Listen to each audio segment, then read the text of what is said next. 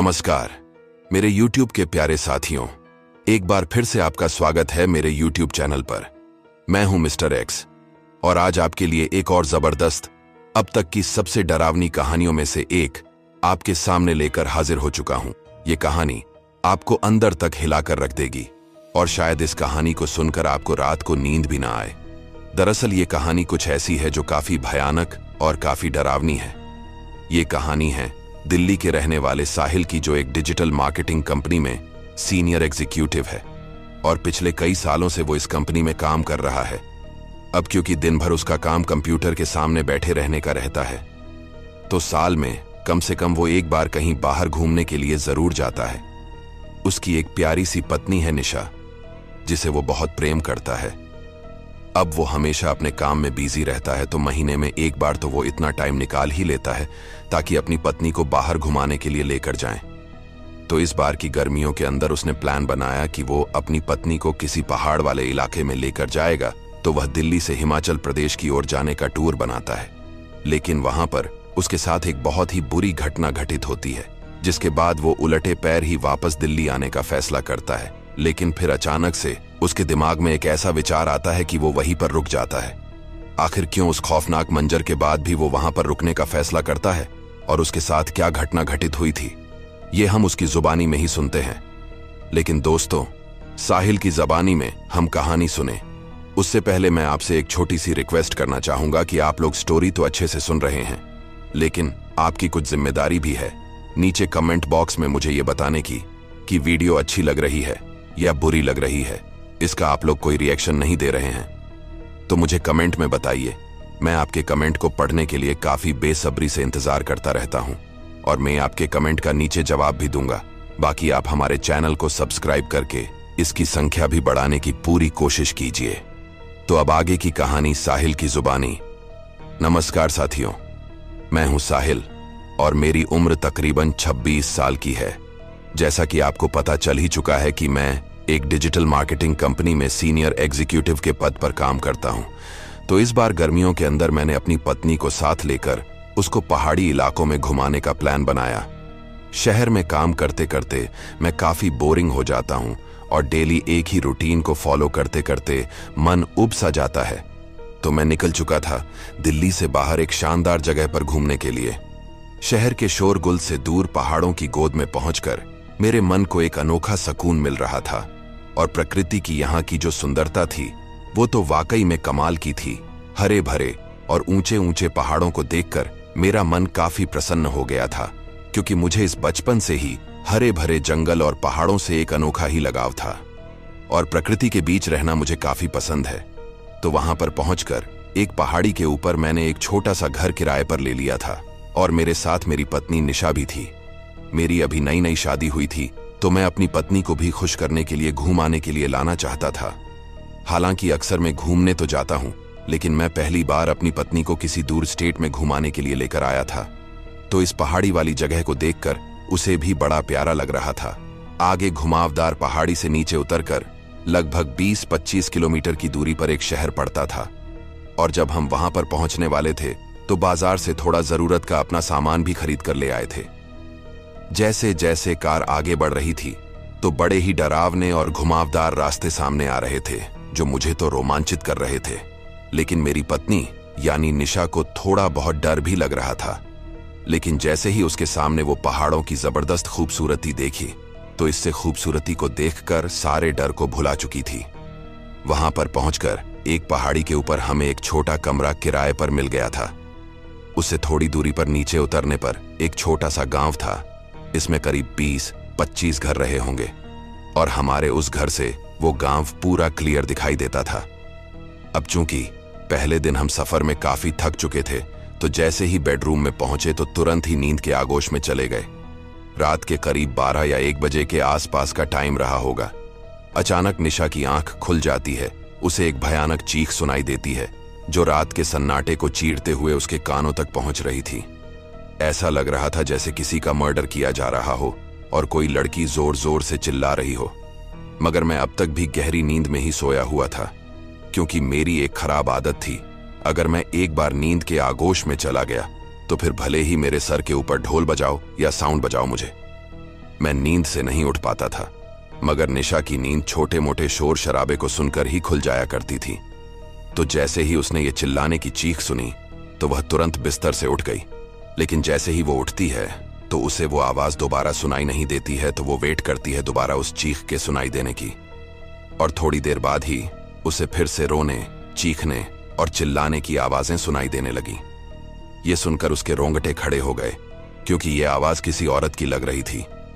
वो सोचने लगी कि इतनी रात को ये आवाजें कहां से और क्यों आ रही हैं। ये सवाल निशा के मन में बार बार उठने लगा। क्या बाहर कोई भटकती रूह घूम रही है? उसे डर लग रहा था, मगर क्योंकि मैं उसके पास में सोया हुआ था तो ये सोचकर उसे थोड़ा बहुत हौसला मिला, कुछ हिम्मत मिली। थोड़ी देर बाद वो आवाज बंद हो जाती है। वह काफी देर तक जागती रही, लेकिन फिर से कोई आवाज उसे सुनाई नहीं दी, तो वह मेरे से लिपटकर सो जाती है। और उसे कब नींद आ जाती है उसे पता ही नहीं चलता है। लेकिन जब सुबह देर तक सोने के बाद उसकी आंखें खुलती हैं तो वह बिस्तर में मुझे नहीं देखकर परेशान हो जाती है। तो वो जल्दी से उठती है, हाथ मुंह धोती है और फ्रेश वगैरह होकर मुझे बाहर ढूंढने के लिए आती है। लेकिन मैं उसे सामने ही मिल जाता हूं। दरअसल मैं नीचे यूं टहलने के लिए आ गया था, लेकिन जहां पर मेरी वो गाड़ी खड़ी थी उसके नीचे की जमीन थोड़ी गीली गीली से हो गई थी। तो मैं उस गाड़ी को चेक कर रहा था कि उसमें कहीं कुछ प्रॉब्लम तो नहीं हो गई। उसमें थोड़ा थोड़ा सा तेल टपक रहा था जो जमीन पर काफी फैल चुका था। तो निशा मेरे पास पहुंचती है और मुझसे पूछती कि क्या हुआ। तो मैं कहता हूं कि पता नहीं इस गाड़ी को भी अभी खराब होना था क्या। कल तो अच्छी खासी मैं इसको लेकर आया ही था, लेकिन आज पता नहीं इसके क्या हो गया है। और मुझे टेंशन हो गई थी कि मुझे इस कार को अब मैकेनिक को दिखाना पड़ेगा। और क्योंकि मैकेनिक इस गांव में था नहीं तो मुझे इसके लिए शहर जाना होगा। तो मेरी पत्नी कहती है कि अपनी गाड़ी को बाद में संभालते रहना, पहले चलो कुछ अंदर चलकर चाय नाश्ता कर लो। तो मैंने कहा ठीक है देवी जी, जैसी आपकी मर्जी। अब मुझे वो थोड़ा टेंशन में देखकर मुंह फुला लेती है। तो मैं उसका मूड ठीक करने के लिए पहाड़ों के मौसम को देखकर दो चार शायरी सुना देता हूं, तो वह भी बिना कुछ कहे मेरी ओर मुस्कुरा देती है। नाश्ता पानी करने के बाद हम गांव को और पास से देखने के लिए घर से निकल जाते हैं। धीरे धीरे मैं उस गाड़ी को चलाता हूं, क्योंकि वह थोड़ी खराब हो गई थी। अब धीरे धीरे चलने की वजह से उसे गांव तक पहुंचने में करीब 20 मिनट लग गए। इसके अलावा वह सड़क भी काफी पथरीली थी और घुमावदार रास्ते भी बने हुए थे।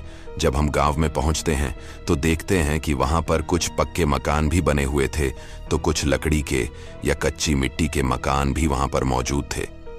गांव में अच्छी खासी चहल पहल भी बनी हुई थी। ऐसे ही चलते हुए जब हम एक झोपड़ी के सामने से गुजर रहे थे तो मेरी पत्नी की नजर एक बुढ़ी औरत पर पड़ती है, जो दूर से हमारी ओर देखकर हमको घूरे जा रही थी। उसके चेहरे पर काफी झुर्रियां बनी हुई थी। उसके बाल उलझे हुए थे जो बिल्कुल सफेद थे, और अगर उसे रात में कोई देख ले तो डर के मारे उसकी तो जान ही निकल जाए। उसकी आंखों में कुछ ऐसे भाव पनप रहे थे जैसे वह कुछ कहना चाह रही हो। तो मेरी पत्नी निशा उसके पास पहुंच जाती है। तो वह कहती है, चली जा इन पहाड़ों से वापस, वरना बहुत बुरा अंजाम होगा तेरा। अचानक वह दोबारा से बोलती है कि आने वाली रातें तेरे पर बहुत भारी पड़ने वाली है। उसने जिस अंदाज में अपने मुंह से यह बोला, यह सुनकर निशा काफी डर गई थी। डर की एक लहर उसे अपने जिस्म में उठती सी महसूस हो रही थी। यह देखकर मैं अपनी पत्नी को कुछ कहने ही वाला था कि एक आदमी वहां पर बोल पड़ता है कि साहब ये तो पागल है, इसकी बातों पर कोई ध्यान मत दो। इस बेचारी का सारा परिवार खत्म हो गया है तो ये पगला गई है। तो मैं अपनी पत्नी को भी वापस गाड़ी में बैठने के लिए कहता हूं। और 2-3 घंटे उस गांव में घूमने के बाद हम वापस अपने घर की ओर लौट आए। अब कुछ देर आराम करने के बाद मैंने निशा से कहा कि मुझे इस गाड़ी की मरम्मत करवाने के लिए शहर की ओर जाना पड़ेगा, क्योंकि यहां पर तो कोई मैकेनिक है नहीं।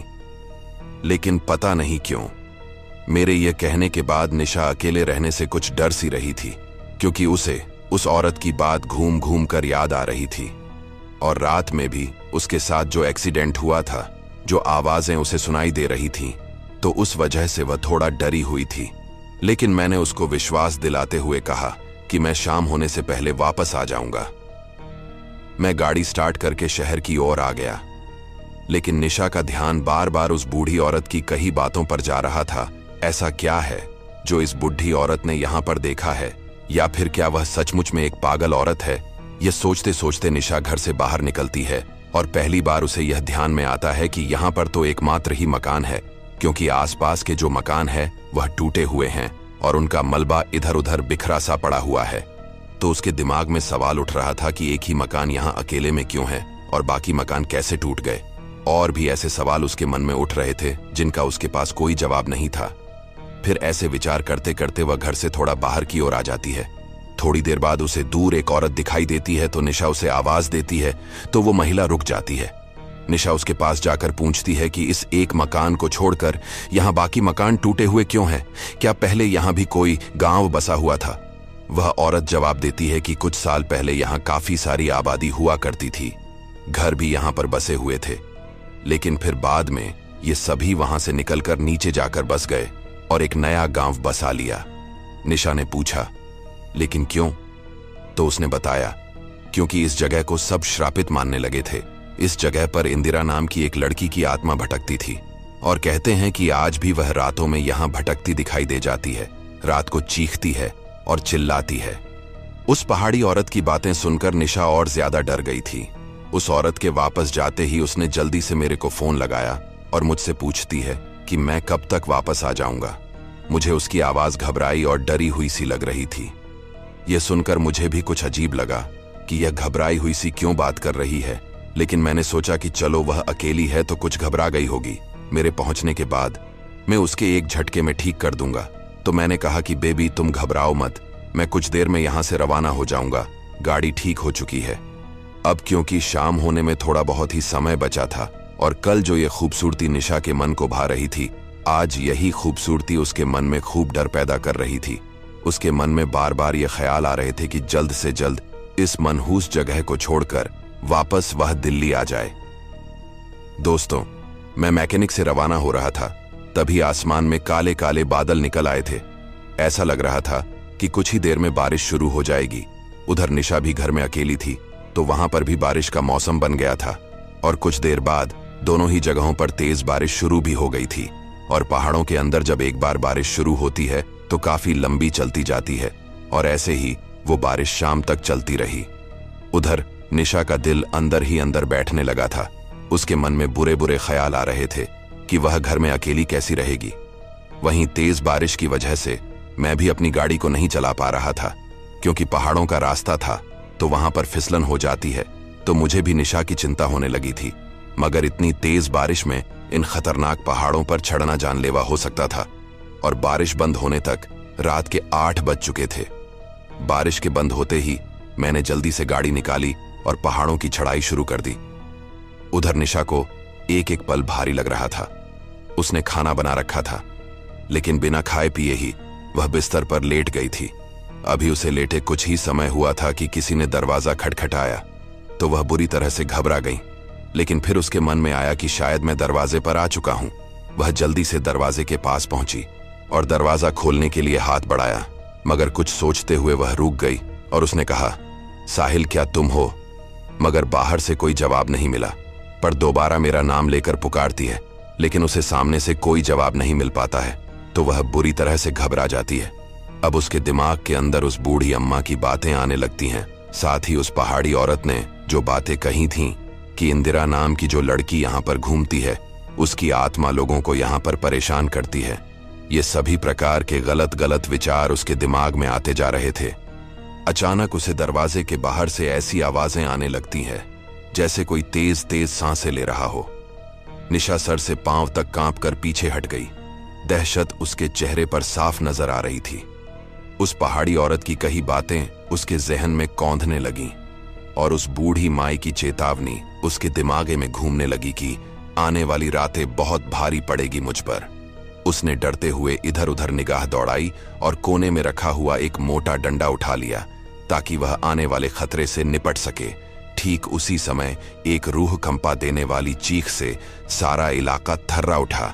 निशा ने हाथों में जो डंडा थामा हुआ वह उसके हाथों से दूर जा गिरा। वह बुरी तरह कांप उठी थी। ये वही चीख थी जो उसने कल सुनी थी। उसने कांपते हाथों से अपना फोन उठाया और मेरा नंबर डायल किया, मगर फोन नहीं मिल सका। शायद खराब मौसम के कारण नेटवर्क चला गया था। और साथियों, दूसरी ओर मैं अपनी कार के साथ सड़कों पर भागा जा रहा था।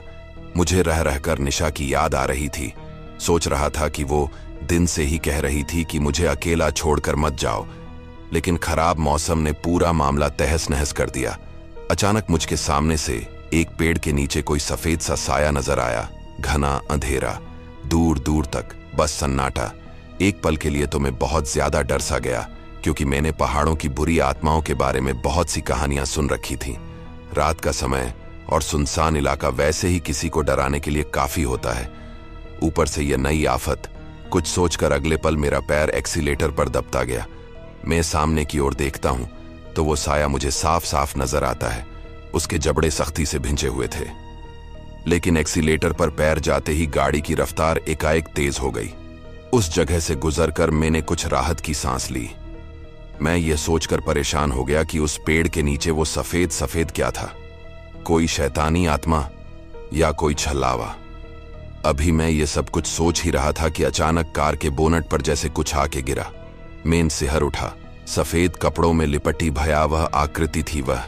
एकदम से गाड़ी का बैलेंस बिगड़ गया। कुछ समय के लिए मेरा ध्यान भटक गया और तेज रफ्तार गाड़ी गहरी खाई की तरफ जाने लगी।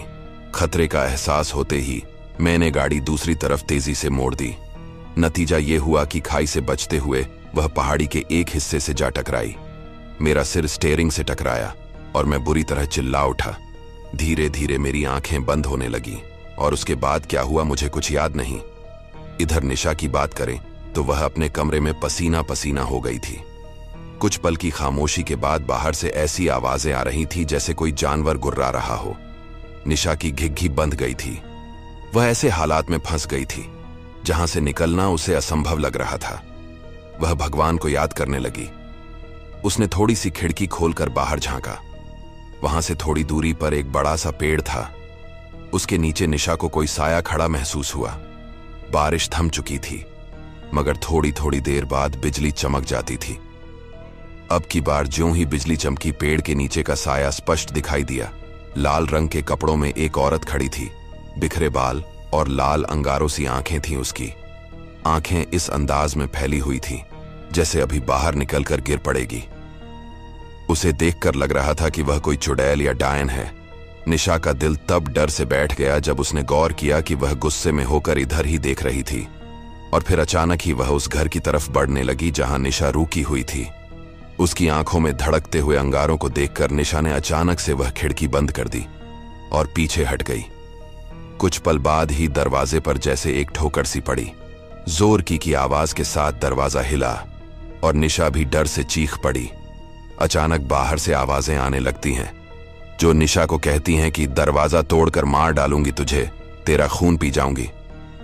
साथियों, इधर मैं मेरी बात करूं तो कुछ समय के बाद मुझे होश आता है और बाहर निकलकर इधर उधर देखता हूं तो अंधेरा जैसे साईं साईं कर रहा था। एक्सीडेंट होते ही वह सफेद साया जाने कहां गायब हो गया था, मगर उसका डर अब भी मेरे दिलो दिमाग पर छाया हुआ था। जब मैं थोड़ा खौफ से उभरा तो मुझे अपने माथे पर तेज पीड़ा का अनुभव हुआ। स्टीयरिंग से टकराने के कारण वहां एक घूमड़ सा उभर आया था। दाहिने हाथ में भी दर्द था। मैंने गाड़ी के आगे पीछे घूमकर देखा तो पाया कि आगे की एक लाइट टूटकर लटक रही थी। दाईं तरफ का हिस्सा थोड़ा पिचक गया था। मैंने भगवान का शुक्रिया अदा किया कि इतनी भयंकर टक्कर के बाद भी मैं सही सलामत था और गाड़ी को भी कुछ ज्यादा नुकसान नहीं पहुंचा था। रात और ज्यादा गहराने लगी थी। मुझे निशा की चिंता हो रही थी, इसलिए मैं वहां से चलने की सोचने लगा। तभी मुझे एक आदमी मेरी ओर आता हुआ दिखाई देता है, जिसके एक हाथ में लकड़ी थी। पास आकर उसने मुझसे से कहा कि तुम रात को यहां मत रुको, क्योंकि भटकती रूहों का यहां बहुत खतरा है। जब मैंने उसे बताया कि एक सफेद साए के कारण मेरा एक्सीडेंट हो गया है, तो ये सुनकर वह आदमी कांप गया और बोला कि वो जरूर सांगा होगा। तो मैंने उससे पूछा कि यह सांगा कौन है, तो उसने कहा कि सब कुछ बता दूंगा मैं आपको, लेकिन पहले तुम यहां से जल्दी निकलो, नहीं तो वो सफेद वाला साया दोबारा तुम्हारे पीछे पड़ जाएगा। तो मैंने कार के दरवाजे खोले और उसको अंदर बैठा लिया और गाड़ी को अपने घर की ओर घुमा दिया। मेरे पास वाली सीट पर ही वह आदमी भी बैठ गया था। 2-3 कोशिशों के बाद गाड़ी स्टार्ट हो गई, बातों बातों में उस आदमी ने बताया कि रास्ते में थोड़ी दूर उसका गांव पड़ता है, वह वहां उतर जाएगा। मैं डरा हुआ तो था ही, तो मैंने भी सोचा कि अच्छा है, अगर 2 लोग गाड़ी में रहेंगे तो डर भी नहीं लगेगा। तो अब मैंने उस आदमी से पूछा कि अभी तुम जिस सांगा की बात कर रहे थे वो सांगा कौन है? तो उसने बताया कि कुछ वर्षों पहले पास के एक गांव में सांगा और उसकी बहन इंदिरा रहते थे। इंदिरा बहुत सुंदर थी और सांगा बहुत लंबा तगड़ा आदमी था। फिर एक दिन इंदिरा को पहाड़ों में आए एक परदेशी से प्यार हो गया, मगर परदेशी ने उसके जिस्म और भावनाओं से खेलकर उसको छोड़ दिया। इंदिरा ये सब सहन ना कर सकी और उसने एक पेड़ पर फांसी लगा ली।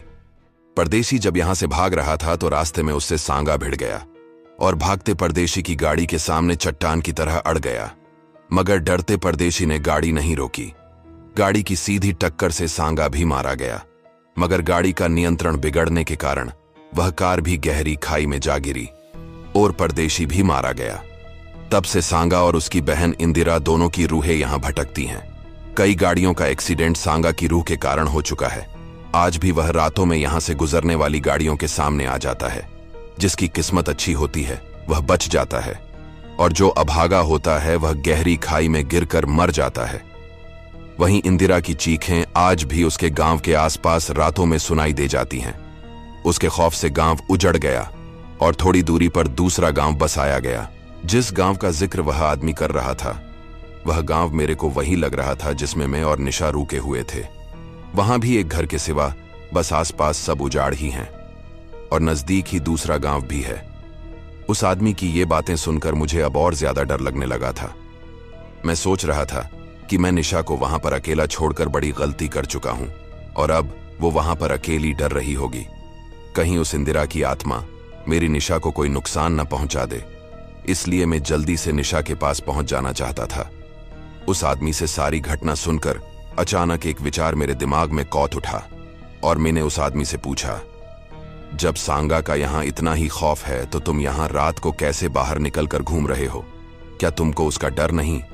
मेरी इस बात पर वह मुस्कुरा उठा और शायद मन ही मन सोच रहा था कि जो बात मुझे उससे सबसे पहले पूछने चाहिए थी वो बात उसे मैं अब पूछ रहा हूं। तो वह बोलता है कि हाँ, ये सच बात है कि मुझे उस सांगा से कोई डर नहीं लगता। उसकी इस बात का मतलब मैं समझ नहीं पाया और उससे पूछा, तुम्हें क्यों डर नहीं लगता? अब उसने जो जवाब दिया उसकी उम्मीद मेरे को बिल्कुल भी नहीं थी। उसने मेरी तरफ देखते हुए कहा, क्योंकि मैं ही सांगा हूं। यह सुनकर मेरे दिमाग में अचानक एक धमाका सा होता है। मेरा पूरा लिबास पसीने में हो जाता है और मेरे मुंह से एक शब्द नहीं निकल पाता है। मुझे बिल्कुल भी उम्मीद नहीं की थी कि मेरे साथ कार में बैठा आदमी एक भटकती रूह है, वह रूह जिसके कारण मेरा एक्सीडेंट हुआ है। और वो रूह अब धीरे धीरे वापस अपने असली रूप में आ रही थी। सफेद लिबास में लिपटी हुई और भयानक सा चेहरा। अब मेरे को अपने सिर पर मौत नाचती दिखाई दे रही थी। अचानक उसने आत्मा यानी सांगा नामक शैतान ने मुझ पर अपने तीखे नाखूनों से हमला बोल दिया। मैं पूरे दर्द और डर से चीख पड़ा। एक बार फिर से गाड़ी का बैलेंस बिगड़ गया, मगर मैंने स्पीड घटाते हुए गाड़ी को कंट्रोल कर लिया। इतने डर में और सामने बैठी आत्मा को देखकर भी मेरा दिमाग उससे बचने का तरीका सोच रहा था। अचानक मेरे दिमाग में आता है कि गाड़ी के सामने मौजूद दराज के अंदर एक हनुमान चालीसा रखी हुई है। तो मैंने इस स्टीयरिंग पर से अपना एक हाथ हटाकर उस दराज को खोला और उसमें से हनुमान चालीसा को बाहर निकालकर उस शैतान के सामने कर दिया, और मुंह से लगातार मैं भी हनुमान चालीसा का जाप करने लगा। जय हनुमान ज्ञान गुण सागर, जय कपीस तिहु लोक उजागर। और आश्चर्यजनक रूप से इसका असर हुआ। सांगा का भूत चिल्लाने लगा और वहां से गायब हो गया। इधर मैं तो जैसे तैसे करके एक बार के लिए तो बच गया था, लेकिन दूसरी ओर मेरी पत्नी यानी निशा के सिर पर खौफ का नंगा नाच हो रहा था। दरवाजे के बाहर मौजूद इंदिरा चुड़ैल दरवाजा तोड़ने पर उतारू थी और अंदर भय से थर थर कांप रही थी निशा, और अपनी पूरी आवाज में चिल्ला रही थी कि चली जाओ यहां से। यहां क्यों आई हो? मैंने तुम्हारा क्या बिगाड़ा है? लेकिन बाहर वह चुड़ैल जोर जोर से हंस रही थी और कह रही थी कि चली जाऊंगी, मगर तेरा खून पीकर। और इसी के साथ फिर से एक जोरदार ठोकर सी दरवाजे पर पड़ी। निशा को लग रहा था कि अगर ऐसे ही दरवाजे पर चोट पड़ती रही तो दरवाजा टूटने में देर नहीं लगेगी, और उसके बाद आगे की सोचकर वह कांप उठी। मगर इससे पहले कि वह चुड़ैल अपने खतरनाक मंसूबे में कामयाब हो पाती, खुद उसी की चीखें गूंज उठी। और वह चिल्लाकर दरवाजे से पीछे हट गई, क्योंकि गांव से वह बूढ़ी औरत वहां पहुंच चुकी थी जिसने दिन में निशा को चेतावनी दी थी। उसने जलती हुई लकड़ी एक हाथ में थाम रखी थी और दूसरे हाथ में एक बड़ा सा ताबीज पकड़ रखा था। पता नहीं उस ताबीज में ऐसा क्या था कि वह चुड़ैल वहां से भाग गई थी। निशा ने दरवाजा खोला तो सामने वह बूढ़ी औरत और उसके साथ एक 15-16 साल का लड़का खड़ा था। अब निशा वहां एक पल भी रुकना नहीं चाहती थी। वह उन दोनों के साथ आज की रात गांव में उनके साथ ही बिताने के लिए चल पड़ी। अभी वे कुछ ही दूर जा पाए थे कि उनसे थोड़ी ही दूर मौजूद एक पेड़ पर उनको वही चुड़ैल दिखाई दी, जो कि उल्टी लटकी हुई थी। फिर से निशा के डर के मारे पसीने छूटने लगे, लेकिन वो बूढ़ी औरत निशा को हौसला देती है और कहती है कि डर मत, वरना यह तुझ पर कब्जा कर लेगी और उसके बाद यह और भी ज्यादा शक्तिशाली हो जाएगी, और जब तक मेरे हाथ में यह ताबीज है यह हमसे दूर ही रहेगी। चुड़ैल तरह तरह से निशा को डराने का प्रयास कर रही थी, और उस समय तो निशा की चीख ही निकल गई जब उसने देखा कि वह चुड़ैल फांसी के फंदे पर लटकी दिखाई दे रही थी और अपने हाथ पैर भी पटक रही थी, जैसे कि सचमुच उसका दम ही घुट रहा हो। कुछ पल हाथ पांव पटक कर वह शांत हो गई, जैसे कि मर गई हो, और फिर एकदम से उसने लटके लटके ही अपनी आंखें खोल दी और हंसते हुए वहां से गायब हो गई। इधर निशा तो उस बूढ़ी औरत के साथ गांव की ओर जा रही थी। उधर मैं निशा के लिए तेज स्पीड से गाड़ी चलाता हुआ घर की ओर आ रहा था, और अचानक रास्ते में मुझे निशा और उसके साथ वो बूढ़ी औरत दिखाई देती है। निशा को उस बूढ़ी औरत के साथ देखकर मेरी जान में जान आ जाती है, और उसको सही सलामत देखकर मैं चैन की सांस लेता हूँ। मैं उनको अपनी गाड़ी में बैठाता हूँ और उस बूढ़ी औरत की झोपड़ी की ओर निकल जाते हैं, और रात को हम उस औरत की झोपड़ी में ही रुकते हैं। किसी तरह वो भयानक रात हमारी कट जाती है। सुबह उठते ही मैं गुस्से में होकर उस आदमी को ढूंढ रहा था जिसने हमको वो भूतिया जगह किराए पर दी थी। उसका नाम बनवारी था, और जब मैंने गांव वालों को बनवारी का हुलिया बताया तो सबने जो बात बताई उसे सुनकर मेरा दिल दहल उठा। सबने कहा कि बनवारी को तो मरे हुए कई साल हो चुके हैं और उसे इंदिरा की रूह ने ही मारा था। उसके बाद कई और आदमियों को जब वह मार चुकी थी तो गांव वालों ने वह जगह छोड़कर यहां आकर गांव बसाया था। तो क्या यह जगह किराए पर देने वाला बनवारी नहीं बल्कि उसका भूत था? यह सोचकर ही निशा तो दहल उठी थी। अब निशा इस पूरे घटनाक्रम से बुरी तरह डरी हुई थी, तो वो मुझे बार बार कह रही थी कि हमें इसी वक्त इस गांव को छोड़कर निकल जाना चाहिए। लेकिन मुझे पता नहीं क्यों उन गांव के लोगों से एक लगाव सा हो गया था, क्योंकि उन्होंने मेरी पत्नी की जान बचाई थी, और एक तरह से मेरे अंदर भी हिम्मत आ चुकी थी जब मैंने हनुमान चालीसा पढ़कर उस साये को अपनी गाड़ी में से भगा दिया था। वहीं एक बड़ी बात यह भी थी कि उस सांगा के द्वारा तमाम कोशिशें करने के बाद भी मैं जिंदा बचकर आ गया था। शायद कोई तो ऐसी ताकत थी जो मुझे बचा रही थी। इसीलिए इतना कुछ घटने के बावजूद भी मैं तभी इस गांव को छोड़कर जाना चाहता था जब इस गांव से उस इंदिरा चुड़ैल का पूरी तरह खात्मा हो जाए। तो अपने दिल की बात गांव वालों को बता दी। गांव वाले भी मेरा साथ देने को तैयार हो गए थे, मगर उसको खत्म करने का रास्ता केवल बूढ़ी माई ही बता सकती थी। जिसको ये लोग पागल समझते थे, तब बूढ़ी माई ने कहा, यहां से कुछ दूरी पर उत्तर दिशा में मां काली का पुराना मंदिर है, वहां से हमें माता का त्रिशूल लाना होगा, और अमावस्या की काली रात में उसी त्रिशूल से उस चुड़ैल का खात्मा किया जा सकता है।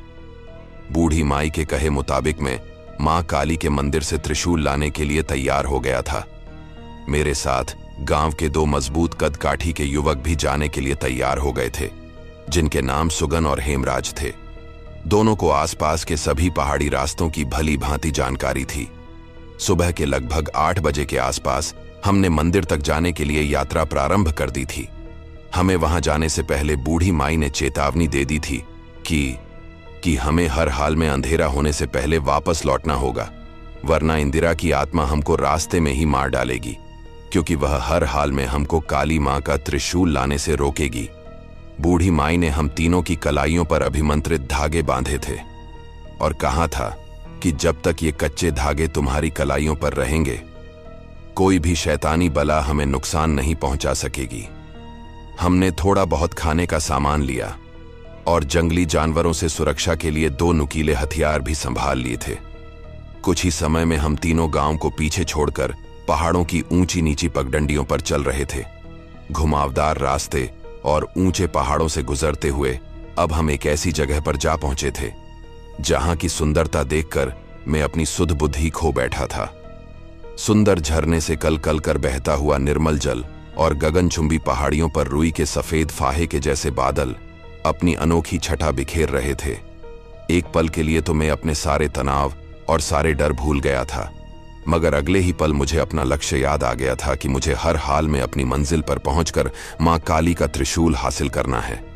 इसलिए मैं मजबूत हौसले के साथ दोनों युवकों के साथ आगे बढ़ता जा रहा था। मंदिर तक पहुंचने के लिए हमको अभी कम से कम 4 या 5 किलोमीटर और चलना था। सुगन सबसे आगे चल रहा था, उसके पीछे में था और सबसे पीछे हेमराज चल रहा था। एक जगह पर रुककर सुगन ने कहा, सावधान, आगे का इलाका हमको ध्यान से पार करना होगा क्योंकि यहां से आगे बड़ोग का जंगल शुरू हो जाता है। तो मैं सुगन से पूछता हूं कि ये कौन सी नई मुसीबत आने वाली है? तो हेमराज ने कहा कि कहा जाता है कि यह जंगल खूंखार जंगली जानवरों के साथ साथ भटकती हुई रूहों का भी ठिकाना है और उन आत्माओं पर राज करने वाला खतरनाक शैतान है बड़ोग, जो कभी काले जादू का तांत्रिक कहलाता था। मरकर वह और भी खतरनाक हो गया है। यहां भूल कर भी कोई नहीं आता है।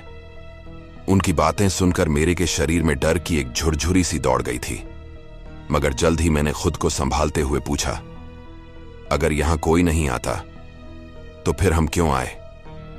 क्या इसके अलावा मंदिर तक पहुंचने का दूसरा कोई मार्ग नहीं है? तो उन्होंने कहा कि केवल यही एक रास्ता है। अब मेरे दिमाग में यह सवाल आ रहा था कि क्या हम सुरक्षित इस जंगल को पार कर पाएंगे? वहीं बूढ़ी माई ने कहा था कि रात होने से पहले लौट आना। तो सुगन कहता है कि दिन के समय शैतानों की ताकतें थोड़ी कम हो जाती हैं, इसलिए हम इस जंगल को पार कर लेंगे। लेकिन साथ ही साथ उसने यह भी कहा कि इसका मतलब यह भी नहीं है कि कोई खतरा ही नहीं होगा। थोड़ी देर बाद हम तीनों उस रहस्यमय जंगल में प्रवेश कर गए जिसको बड़ोग का जंगल कहते थे। आश्चर्यजनक रूप से यहां गहरी शौती थी। पेड़ पौधों पर कोई भी पशु पक्षी दिखाई नहीं पड़ रहा था। सूखे पत्तों पर उनके जूते पड़ने से केवल चरमराहट की आवाजें ही उनके कानों में पड़ रही थीं। गहरा जंगल होने के कारण यहां जैसे शाम होने का आभास हो रहा था। चारों ओर धुंध सी छाई होने के कारण दिन भी जैसे रात का आभास करवा रहा था। अभी हम जंगल में थोड़े से ही चले थे कि आगे चलते हुए सुगन को सामने 2 चमकीली आंखें दिखाई दी। उसने अपना नुकीला हथियार संभाल लिया। डर का आभास होते ही मेरा दिल धक धक कर उठा। ठंड होने के बावजूद मेरे माथे पर पसीना उभर आया।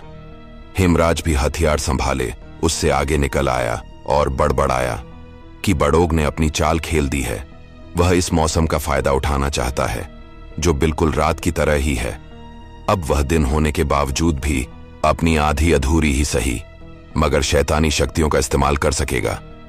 सामने जो मुसीबत थी वह कोई जंगली जानवर था या फिर बड़ोग शैतान का भेजा हुआ कोई दरिंदा। मैं यह सब सोच ही रहा था कि मेरे कानों में भयंकर गुर्राहट पड़ी। डर से मेरा रोम रोम खड़ा हो गया।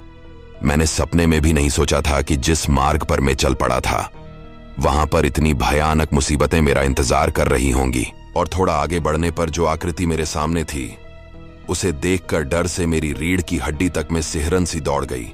बड़े बड़े कानों और लंबे नुकीले दांतों वाला एक ऐसा शैतान मेरे सामने था जो अपने हाथ और पैर दोनों जमीन पर टिकाकर धीरे धीरे हमारी ओर हमले की मुद्रा में आगे बढ़ रहा था।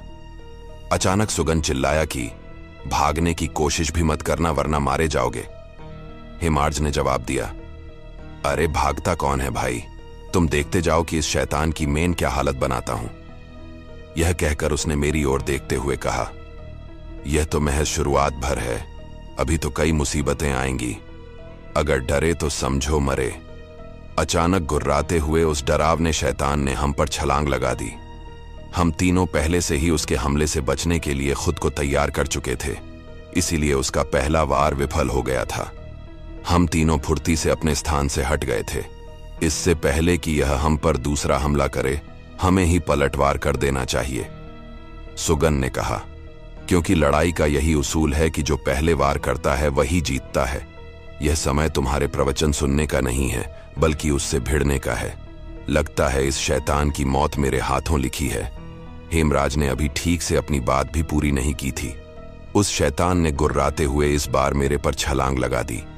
ठीक उसी समय हेमराज के हाथ में थमा नुकीला हथियार हवा में लहराया और खच की आवाज के साथ शैतान की पीठ में समा गया। उसके मुंह से भयंकर चीखें निकलने लगी और अगले पल वह जमीन पर पड़ा तड़प रहा था। एक पल के लिए मेरे को लगा था कि वह शैतान मेरे को चीर फाड़ ही डालेगा, मगर ऐन वक्त पर उसे हेमराज ने मार गिराया। हेमराज की फुर्ती और सटीक निशाने ने मेरे को काफी प्रभावित किया। अब मैं समझ गया था कि उन दोनों को यूं ही नहीं मेरे साथ भेजा गया है। वे दोनों साहसी और तंत्र मंत्र के अच्छे जानकर थे।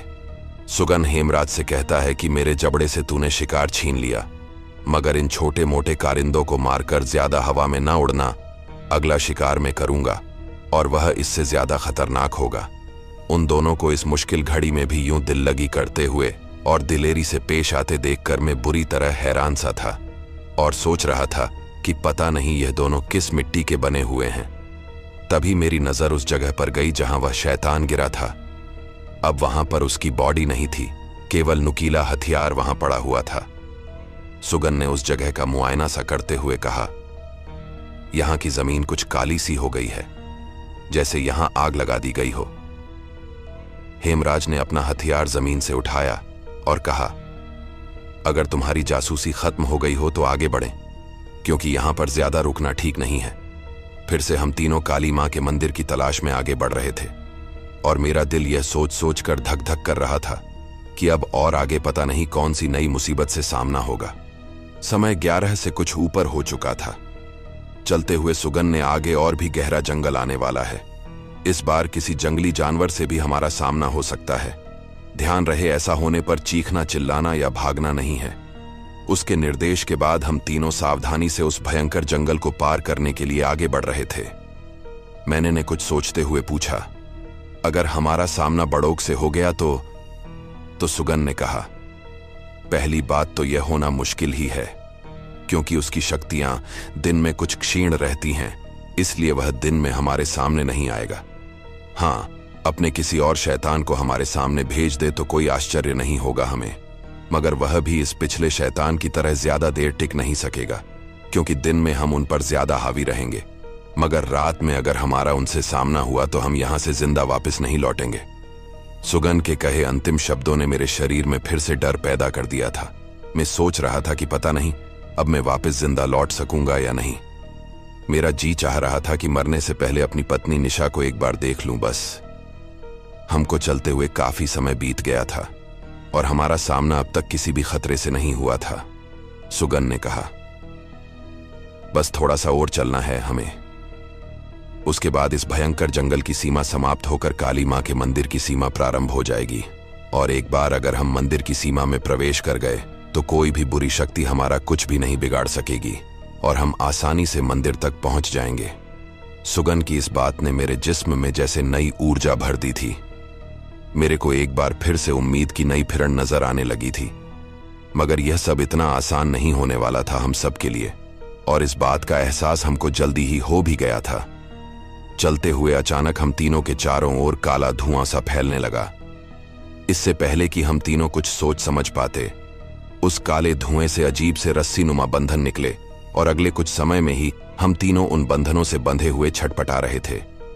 सब कुछ इतनी जल्दी हुआ था कि किसी को संभलने तक का मौका नहीं मिल सका था। हमारे हथियार भी छिटक कर हमसे दूर जा गिरे थे। पेड़ों पर से काले साए उतरकर हमारी तरफ बढ़ने लगे थे। उनमें से कुछ गुर्रा रहे थे तो कुछ चीख और चिल्ला रहे थे। मेरे को लग रहा था कि अब हम तीनों मरने वाले हैं। इधर बूढ़ी माई के घर पर रुकी हुई निशा को मेरी फिक्र हो रही थी। यह उस समय को कोस रही थी जब ये यहां आए थे। पता नहीं अब आगे क्या होगा। वह सोच रही थी कि इस बूढ़ी औरत ने अपने 2 शिष्यों के साथ उसके पति को खतरों से खेलने के लिए भेज दिया है। उसके मन में कई सवाल यूं ही उथल पुथल मवा रहे थे, जैसे कि क्या मेरा काली मां के मंदिर जाना जरूरी था? वो अपने दोनों आदमियों को पहले भी तो भेज ही सकती थी, लेकिन फिर आज तक उसने ऐसा क्यों नहीं किया? और इंदिरा चुड़ैल इस गांव में घुसकर किसी को नुकसान क्यों नहीं पहुंचा पाती है? निशा के इन सभी सवालों के जवाब उसे जल्दी ही मिल गए थे। जब बूढ़ी माई ने उसे एक एक करके उसके सभी सवालों के जवाब देने शुरू किए उसके झुर्रियों से भरे चेहरे पर कई प्रकार के भाव आ जा रहे थे। उसने बताया, पहली बात तो यह है कि मैं खुद भी इंदिरा चुड़ैल को खत्म करने के लिए काली मां का त्रिशूल लेने के लिए जाना चाहता था, इसलिए मैंने भी उसे रोकना उचित नहीं समझा, यह जानते हुए भी कि वह रास्ते में आने वाली बाधाओं के सामने कमजोर पड़ सकता है। लेकिन इन सब के बावजूद भी उसका वहां जाना बहुत जरूरी था, क्योंकि केवल वही है जो उस त्रिशूल को वहां से ला सकता है, क्योंकि यही नियति है, उसी के हाथों ये सब होना लिखा गया है। रही बात गांव की, तो यहाँ गांव के चारों तरफ हर रोज में अभिमंत्रित जल छिड़कती हूँ, जिससे इंदिरा चुड़ैल या कोई भी शैतानी आत्मा गांव में प्रवेश नहीं कर पाती। मगर यह स्थायी समाधान नहीं था, इसलिए त्रिशूल लाना बहुत ही जरूरी हो गया था। इंदिरा तो उस त्रिशूल से खत्म होगी ही, साथ में आगे से कोई भी दुष्ट शक्ति इस गांव में प्रवेश नहीं कर सकेगी, क्योंकि मां काली का मंदिर यहां बनवाकर त्रिशूल भी यही स्थापित करवा देंगे हम। बूढ़ी माई ने कई सवालों के जवाब निशा को दे डाले थे, जिसे गांव के बहुत से लोग पागल समझते थे। वही औरत इस समय गांव की ढाल बनकर खड़ी थी। उधर बड़ोग के जंगल में मैं, सुगन और हेमराज खतरे में पड़ चुके थे। काले सायों ने पेड़ों से उतरकर हमको चारों तरफ से घेर लिया था।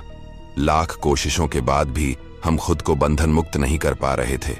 अगले पल ही गुर्राते और चीखते हुए साए हम तीनों को अपनी गिरफ्त में ले चुके थे। एक साए ने मेरा गला पकड़ रखा था और दूसरा मेरी पीठ पर सवार हो चुका था। हेमराज और सुगन की हालत भी मेरे से अलग नहीं थी। उन दोनों से भी अनेक शैतान लिपटे हुए थे। उस अंधकारमय और भयानक जंगल के बीच मौत से जूझ रहे हम तीनों के सामने एक बड़ा और भयानक चेहरा प्रकट होकर हंस रहा था।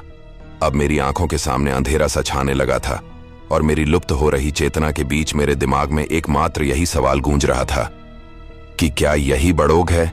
मेरे को यकीन नहीं हो रहा था कि मैं जल्दी ही मरने वाला हूं, मगर इस समय जो हालात थे वह चीख चीख कर हमारे सर पर मंडराती मौत की ओर इशारा कर रहे थे।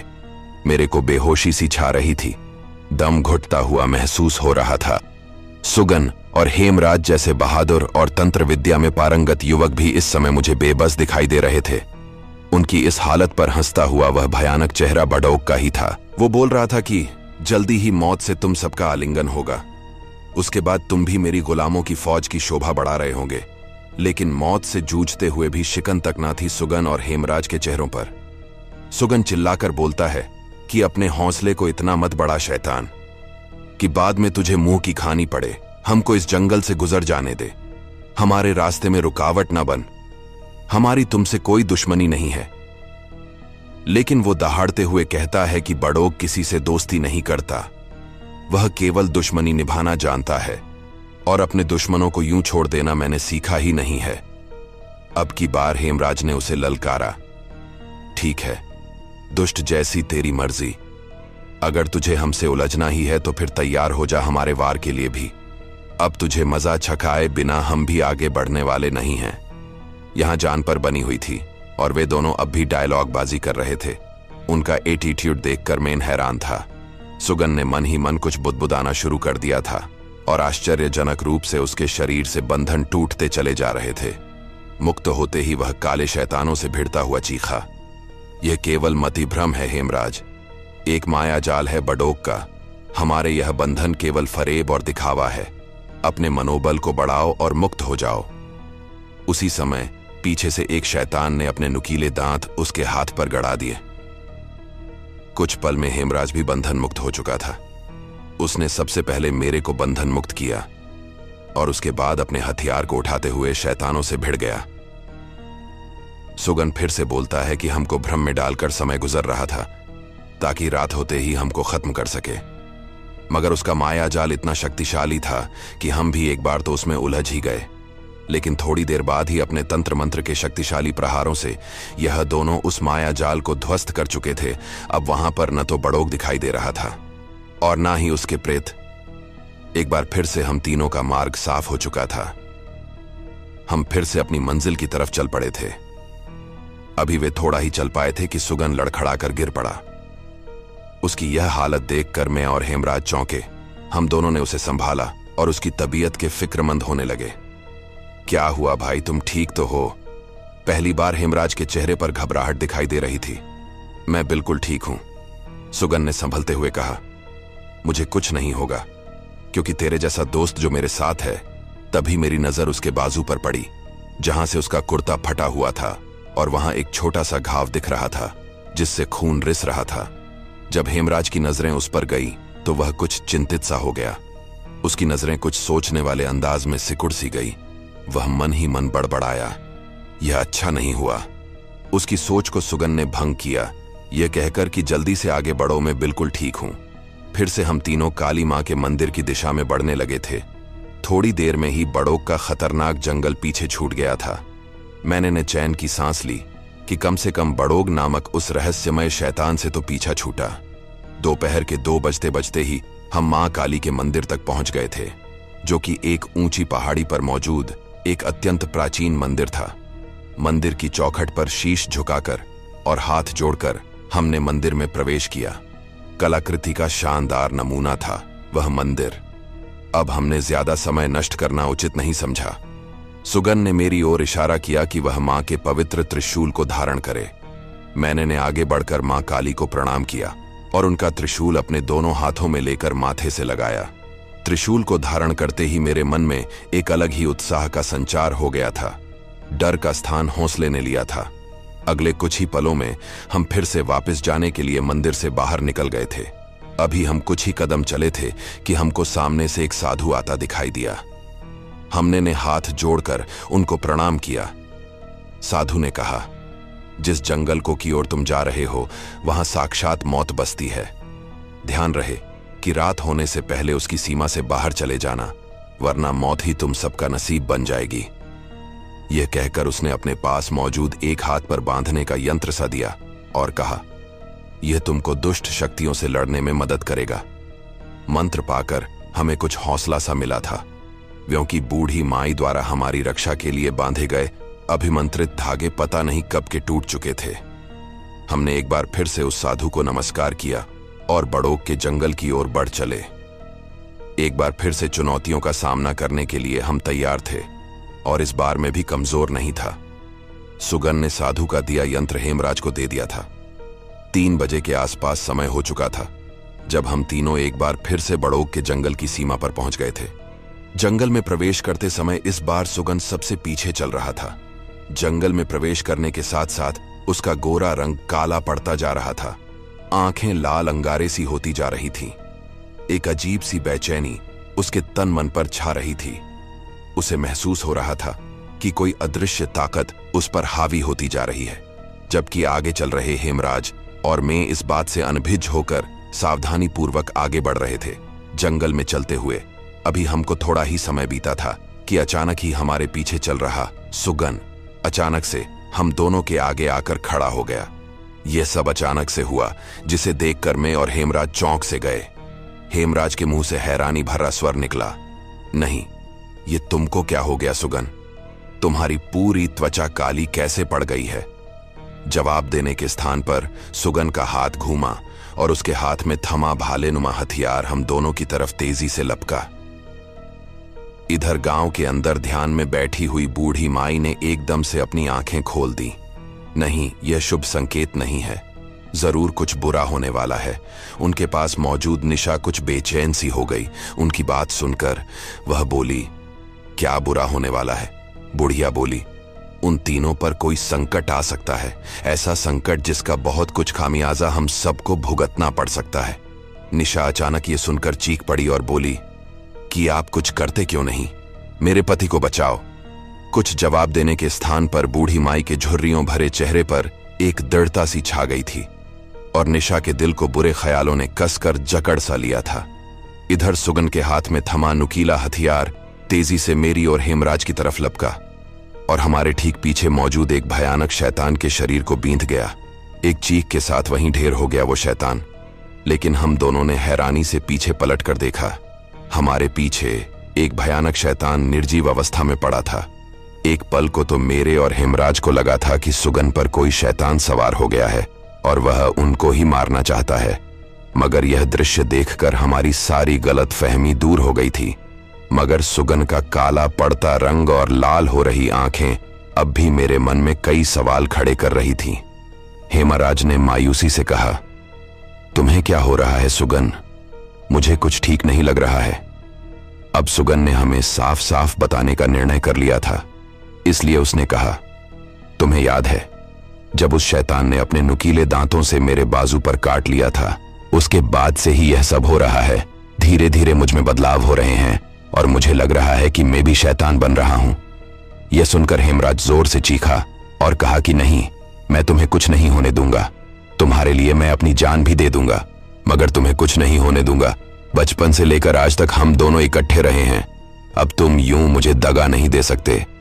उसका प्यार देखकर पहली बार सुगन की आंख नम हो उठी थी, मगर उसने आंसुओं को पलक से बाहर नहीं आने दिया था। उन दोनों की बेमिसाल दोस्ती देखकर मैं भी अभिभूत हो गया था। मैं भी कुछ समय से उनके साथ रहने के कारण अपनापन सा महसूस करने लगा था। आग लगा दूंगा मैं इस मनहूस जंगल को अगर तुझे कुछ हुआ तो, ये कहकर जोर से फुफकार पड़ा था हेमराज, और आगे बढ़कर सुगन ने उसे अपने गले से लगा लिया। कुछ पल के भावुक माहौल के बाद भावनाओं का ज्वार कुछ काबू में करके हम आगे बढ़ चले थे। घने जंगल में हमारा सामना एक बार फिर से बड़ोक की शैतानी सेना से हो गया। सफेद लबादा ओढ़े बहुत से शैतान हमारे सामने खड़े थे। पैर की जगह काले धब्बे से दिखाई दे रहे थे। उन्होंने हमको हर तरफ से घेर लिया था। पहले से ही गुस्से से उबल रहा हेमराज अब उन शैतानों से भी बड़ा शैतान साबित हो रहा था। भूखे शेर सा उन पर टूट पड़ा था वह। मेरे हाथ में थमा मां काली का त्रिशूल भी कम कहर नहीं बर पा रहा था। हर पल क्षीण होते शरीर के साथ भी सुगन उनसे भिड़ रहा था। उसका शरीर बेशक उसका साथ छोड़ता लग रहा था, मगर उसके हौसले में अब भी कोई कमी नहीं थी। आओ सालो आओ, आज अगर तुम्हारा बाप बड़ोक भी मेरे सामने आया ना, तो कसम गंगा मैया की नरक की सैर करवा डालूंगा उसे भी। कुछ ही समय में मैदान खाली हो चुका था। एक एक शैतान का खात्मा कर दिया था हमने। समय भी जैसे द्रुत गति से चल रहा था। कुछ ही समय में अब दिन ढलने वाला था और रात होने से पहले ही हमको यह खतरनाक जंगल पार करना था। इसलिए फिर से हमने इस जंगल से बाहर जाने के रास्ते की तरफ कदम बढ़ा दिए।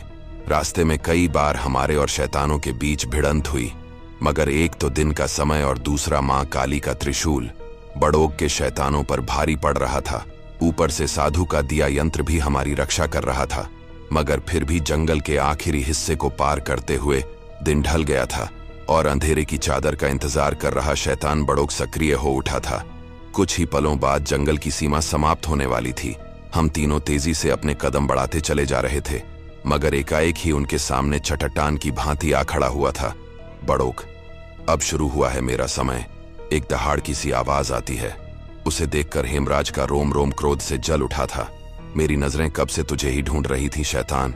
आज तू मेरा वह रूप देखेगा कि शैतान होते हुए भी कांपेगा तू। बड़ोक हंसता हुआ बोलता है, बच्चों के मुंह से बड़ी बड़ी बातें अच्छी नहीं लगती हैं। यह जंगल मेरा है और यहाँ का हर कानून भी मैं ही बनाता हूँ। यहाँ का पत्ता भी बड़ोक की इजाजत बगैर नहीं खड़कता है, और तू मुझे ही आंखें दिखा रहा है। लगता है बुरी मौत मरने का ख्वाहिशमंद है तू। तो फिर ठीक है, ये ले। यह अचूक अस्त्र तुझे मौत की नींद सुला देगा। इसका वार कभी खाली नहीं जाता। यह कहते हुए उसने एक सौंप की आकृति की तरह टेढ़ा हथियार हेमराज की तरफ उछाल दिया। अब मौत साक्षात हेमराज के सिर पर नाच रही थी, मगर ठीक उसी पल सुगन उसके सामने चट्टान की भांति अड़ गया। नतीजा खच की एक आवाज हुई और वह अजीब अस्त्र सुगन के पेट को चीरते हुए पार निकल गया। वहां पर एक साथ दो चीखें निकल पड़ी थीं। पहली सुगन के मुंह से तो दूसरी हेमराज के मुंह से। हेमराज रोते हुए बोला, ये तूने क्या किया सुगन? मेरे हिस्से का वार अपने ऊपर ले लिया। ये ठीक नहीं किया, पीड़ा के साथ सुगन ने कहा। मुझे तो मरना ही था मेरे भाई। धीरे धीरे शैतान बन रहा था मैं, एक ऐसा शैतान जो तुम दोनों को भी खत्म कर सकता था। अब भागो तुम दोनों यहां से।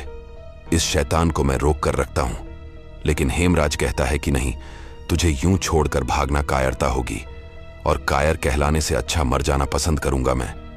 लेकिन यहां पर तुम दोनों का रुकना मूर्खता होगी। यह मेरा हुक्म है, जाओ यहां से। सुगन सुगन, यह जोर से चिल्लाते हुए अपने अंतिम शब्द कहे। यह कहकर उसने बड़ोक पर छलांग लगा दी, और ना चाहते हुए भी मैं और हेमराज को वहां से जाना पड़ रहा था। हेमराज ने जब अंतिम बार सुगन को देखा तो वह बड़ोक पर झपट रहा था। कुछ देर बाद ही हम दोनों बड़ोक के उस भयंकर जंगल की सीमा से बाहर निकल चुके थे। रात का अंधेरा चारों ओर फैल चुका था। सुगन के दुखदाई अंजाम ने हेमराज को तोड़कर रख दिया था। वह इस तरह से आगे बढ़ रहा था जैसे उसका सब कुछ तबाह हो गया हो।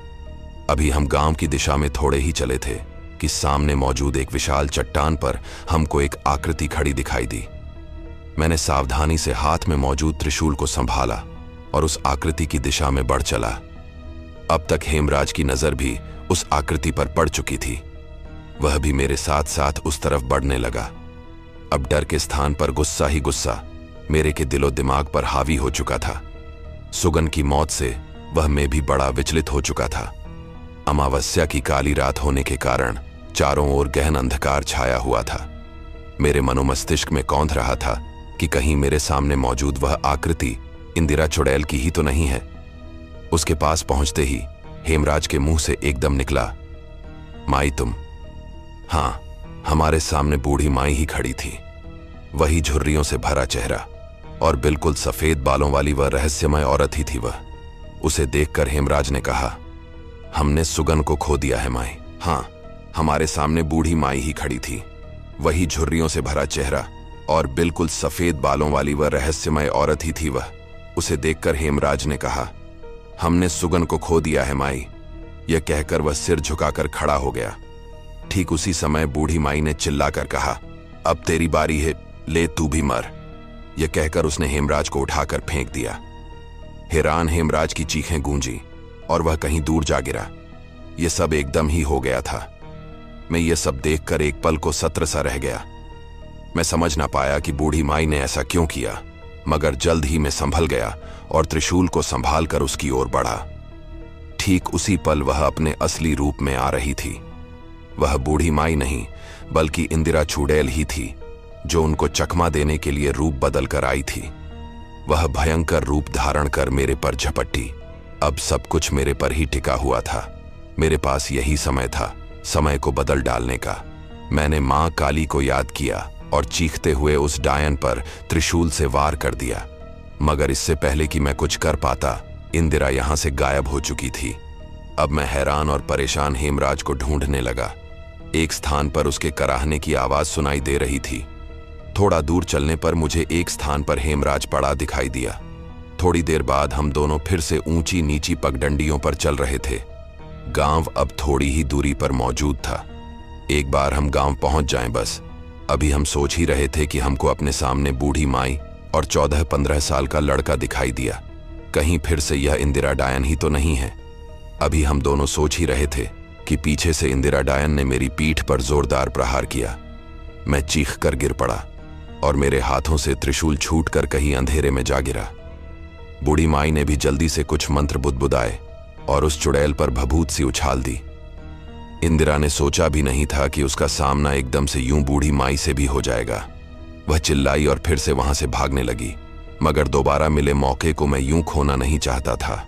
मैंने त्रिशूल उठाया और सीधा उस चुड़ैल के सिर में घुसेड़ दिया। हलक फाड़कर चिल्लाई, वाह! उसकी चीखें उन अंधेरी वादियों में गूंज उठीं और वहां पर एक तेज प्रकाश फैल गया। इंदिरा के खात्मे के साथ ही उसका आतंक भी खत्म हो गया था। त्रिशूल ने अपना काम कर दिया था। अंतिम बार प्रकाश होकर फिर से अंधेरा छा गया। अगली सुबह निशा और गांव दोनों के लिए नई खुशियां लेकर आई थीं। निशा को मैं फिर से मिल गया था और गांव वालों को इंदिरा चुड़ैल से मुक्ति, साथियों बुराई का अंत होकर अच्छाई की विजय जरूर होती है। दोस्तों, आज की ये कहानी हमारी यहीं पर पूरी होती है और जैसा कि मैंने आपसे हमेशा यह वादा किया है कि मैं आपके लिए लंबी लंबी कहानियां लेकर आऊंगा, भले ही उसके लिए मुझे काफी मेहनत करनी पड़ जाए। तो दोस्तों, हो सकता है कि मैं आपके लिए डेली वीडियो अपलोड ना कर पाऊं, लेकिन आपके लिए मैं अच्छी अच्छी कहानी तैयार करके सप्ताह में 1 या 2 बार अपलोड करने की कोशिश जरूर करूंगा। लेकिन आपको भी इस चैनल पर विश्वास बनाए रखना होगा। मुझे कई बार अगर काफी टाइम लग जाए तो समझ जाना कि मैं एक अच्छी कहानी पर मेहनत कर रहा हूं। तो बस इस चैनल पर अपना विश्वास बनाए रखना। आपको यकीन दिलाता हूं कि आपके लिए दुनिया की बेहतरीन हॉरर स्टोरीज इस चैनल पर शेयर करता रहूंगा। बाकी नेक्स्ट स्टोरी के लिए आप वेट कीजिए। तब तक के लिए अपना ध्यान रखिए।